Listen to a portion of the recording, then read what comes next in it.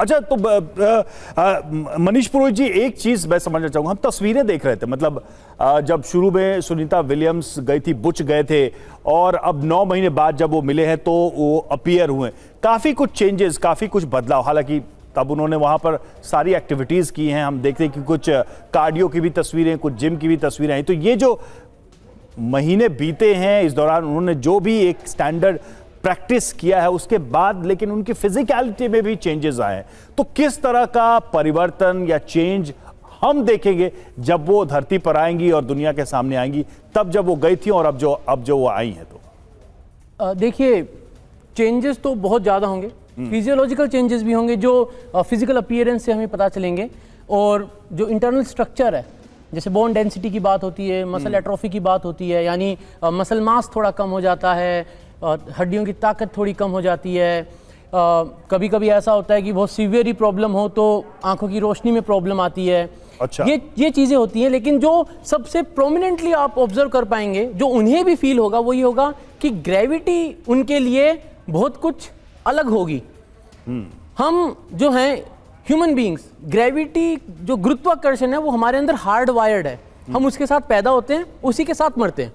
हमारे लिए नीचे है, क्योंकि ग्रेविटी नीचे, धरती नीचे खींच रही है हमें। अगर आज मैं इस बोतल को छोड़ूंगा तो नीचे जाएगी, बट स्पेस में ये सारी परिभाषा बदल जाती है। हमारे लिए जो लेट कर सोना है, वहां पर स्पेस में उसका कोई मैटर नहीं करता। आप खड़े होके सोइए, आप उल्टे होके सोइए। अब आप ये समझिए कि अगर आप 270-280 दिन तक इस चीज को फॉलो कर रहे हैं एंड देन आप धरती पर उतरते हैं, तो ऐसा तो है नहीं कि आपने एक बटन दबाया और सब रीसेट हो जाएगा। चलो भाई, हम धरती पे आगे रीसेट करो पूरा सॉफ्टवेयर, फिर से रीलोड कर दो सॉफ्टवेयर और ग्रेविटी के हिसाब से काम करो।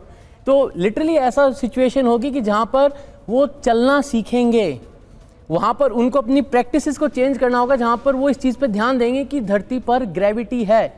तो वो एक पार्ट है। अब मैं एक छोटा सा एक और पार्ट बताना चाहूंगा। जब अभी सर ने बताया कि वो जो एंगल है तो वापस उठ जाएगा, इसका एक एग्जाम्पल मैं आपको बताता हूँ।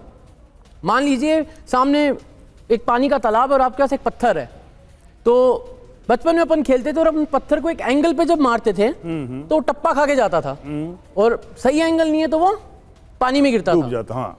जब ये ड्रैगन री एंटर कर रहा होगा, इसका वो एंगल इसीलिए इंपॉर्टेंट है। अगर वो एंगल जितना होना चाहिए उतना नहीं है तो 2 पॉसिबिलिटी होंगी। या तो लिफ्ट इतना जनरेट होगा कि अर्थ का एटमॉस्फेयर जो है वो उसको एक कुशन के जैसे टच करके वापिस ऊपर निकाल देगा, एंड देन अगेन ये ऐसा होगा कि भाई फिर आप फिर से कोशिश करिए, एक चक्कर काट के आइए, फिर से अलाइन करिए, फिर से कोशिश करिए।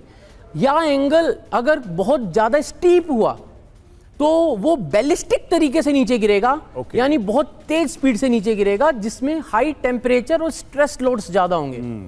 अब इसको हम ये देख समझते हैं कि इस पे एस्ट्रोनॉट्स को क्या फील होगा। तो अगर बैलिस्टिक तरीके से गिर रहा है, बहुत स्टीप एंगल पे गिर रहा है, तो टेम्परेचर तो बढ़ेगा ही, साथ में एस्ट्रोनॉट्स के ऊपर ग्रेविटी का जो लोड लगता है, जो फोर्स लगता है, वो उनको बहुत ज्यादा फील होगा। वो उनको 8 से 9 गुना 10 गुना फील होगा। अगर ड्रैगन परफेक्ट एंगल पे आएगा तो वो 4 से 5 गुना फील होगा, उससे कम नहीं हो सकता, लेकिन 4 से 5 ही होगा, और नहीं तो 10 गुना, उससे जस्ट डबल होगा। तो ड्रैग एंड लिफ्ट, ये 2 ऐसे पैरामीटर हैं जिसका ध्यान रखने के लिए, एंगल को मेंटेन करने के लिए भी पूरी जो अलाइनमेंट है, जो सिचुएशन है, जो अरेंजमेंट है, उसका भी ध्यान रखा जाता है।